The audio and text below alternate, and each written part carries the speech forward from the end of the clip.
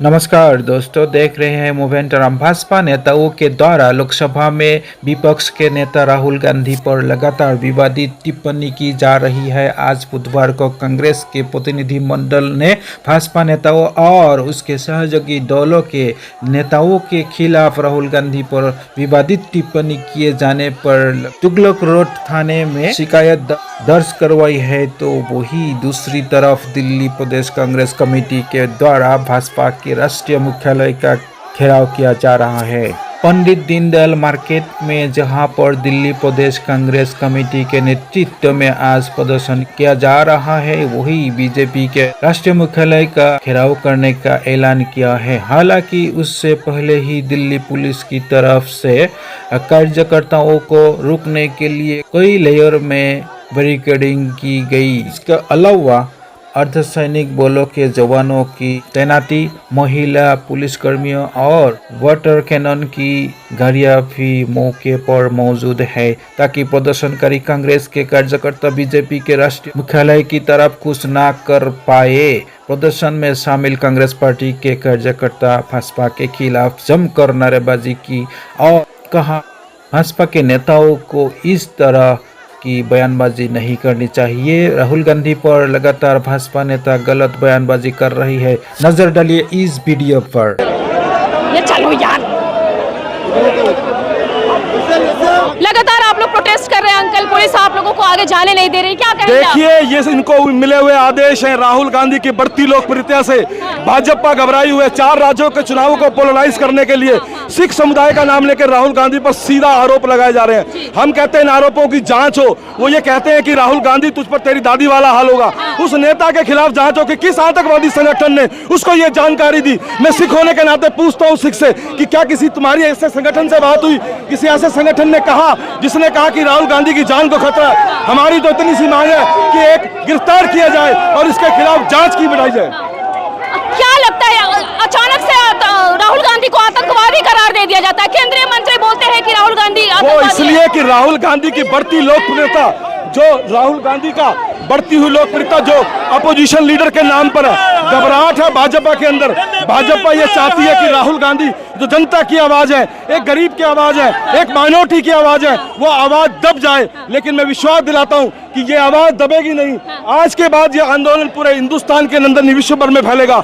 राहुल गांधी जो मजलूमों की आवाज, जो माइनॉरिटी की आवाज है, एक एक शख्स राहुल गांधी के साथ खड़ा है। चाहे हम लोगों को गिरफ्तारियां देनी पड़ी, जेल काटनी पड़े, चाहे गोली खानी पड़े, लेकिन हम राहुल गांधी के साथ हैं। हम राहुल गांधी के हक के रात राहुल गांधी की लड़ाई साथ लड़ेंगे। सारी चीजों के लिए आप तैयार है, चाहे ये लोग जो हासिल करे, आप लोग एकदम हर उस चीज को। अरे हमने तो इस अंग्रेजों से लड़ाइयां लड़कर, गोलियां खाकर इस देश को आजाद करवाया है। हमने हजारों लोगों ने, किसी ने फांसी पे झूला, कोई जेल काट के आया, लेकिन हम लोगों ने हार नहीं मानी। अब तो सत्ता के काबिज में बैठे उन लोगों के खिलाफ है जो सत्ता की लालच में उस देश के अंदर कुर्बानी देने वाले उस परिवार को भूल चुके हैं। लगातार आप प्रोटेस्ट करते रहेंगे जब तक इसका कोई रिजल्ट नहीं? न्याय में जब तक इसकी जांच में उन लोगों को गिरफ्तार किया नहीं जाएगा, उनके खिलाफ एफआईआर दर्ज नहीं होगी, ये लड़ाई निर्णायक रूप में दिल्ली में देवेंद्र यादव जी के नेतृत्व में जारी रहेगी। लगातार बारिश हो रही है, आप लगातार प्रोटेस्ट कर रहे हैं। आप प्रोटेस्ट करते करते आप एकदम बस के नीचे अचानक से आ गए थे प्रोटेस्ट करते करते। क्या लगता है ये कितना प्रोटेस्ट आप लोगों का प्रभावी होने वाला है? देखिए, हमारे नेता राहुल गांधी जी जो शुरू से ही माइनॉरिटीज की आवाज खासतौर पर उठाते आए हैं, आज उन्होंने अगर सिखों की आवाज को उठाने का काम किया है। आज उन्होंने अगर ये बात कही है कि देश के अंदर जब बंगाल के अंदर एक सिख अफसर के ऊपर बीजेपी के नेता टिप्पणी करते हैं, उसको खालिस्तानी बोलते हैं, एक यूनिफॉर्म्ड अफसर को अगर वो खालिस्तानी बोलते हैं, तो इससे ज्यादा बड़ा थ्रेट नहीं हो सकता। आम सिख की तो आप बात छोड़ दीजिए, रोड पे चलता है जो, आप देखिए किसान आंदोलन में किस तरह 750 से ज्यादा लोग इन्होंने हमारे मरवा दिए। ये तब भी रवनीत बिट्टू जो है, तब भी इनके साथ अंदर खाते मिले हुए थे, मुझे लगता है। और यही बात करके रवनीत बिट्टू वहाँ गए थे, इन्होंने ये बात बोली थी कि मैं आया हूँ किसानों के मसले सुलझाने के लिए। तो कहीं ना कहीं कमीशन लेकर, पैसे लेकर भाजपा ज्वाइन की।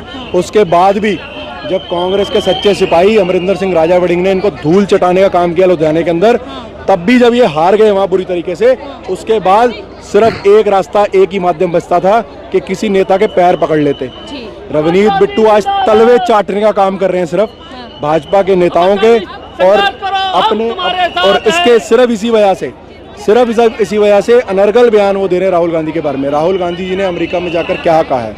उन्होंने कहा है कि जिस तरह से आज देश के अंदर माइनॉरिटीज का हाल है, वो समय दूर नहीं है कि अगर कोई सिख अपनी जो रिलीजियस प्रैक्टिसेस हैं उनको प्रैक्टिस करने से पहले भी ये भाजपा वाले उनको जीने नहीं देंगे, उनको भी तंग करेंगे, और वो हो रहा है। ये गंदी राजनीति है। सिख ना कभी मुगल राज में किसी दबा, ना कभी अंग्रेजों के राज में दबा, और ना ही ये भाजपा जो काले अंग्रेज आ गए हैं यहाँ पे, जो देश के अंदर 2 लोगों के लिए सिर्फ काम कर रहे हैं, अदानी और अंबानी के लिए, ना इनसे दबेंगे सिख। ये सोच रहे हैं कि हमें दबा लेंगे, ना तो हम दबने वाले और ना ही कभी हम झुकने वाले। राहुल गांधी ने हमारी आवाज़ उठाई है, हम राहुल गांधी के साथ थे, हैं और रहेंगे।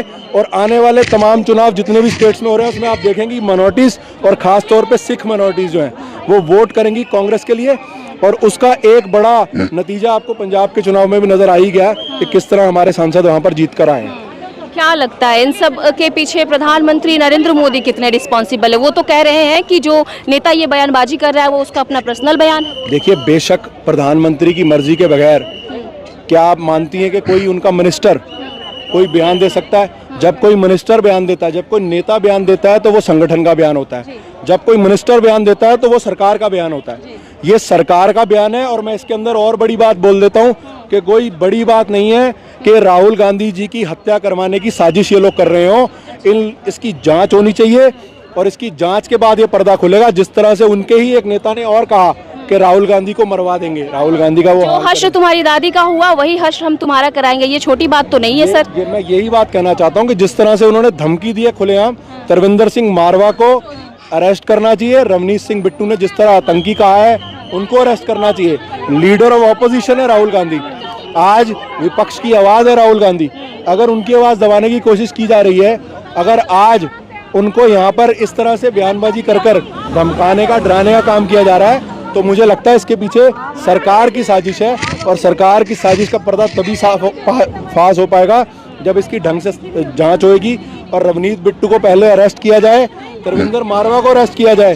क्योंकि ये अगर खुले रहेंगे भाजपा के नेता तो ये ऐसे बयान देते रहेंगे और देश के अंदर माहौल खराब करने का काम करते रहेंगे। क्या लगता है राहुल गांधी की लोकप्रियता इन लोगों को महंगी साबित पड़ने वाली है? देखिए, राहुल गांधी जी जन नेता है। जिस तरह से उन्होंने भारत जोड़ो यात्रा की थी, उसके बाद जो एक पूरा का पूरा दबी हुई जनता थी, उनकी आवाज़ में एक उबाल आया।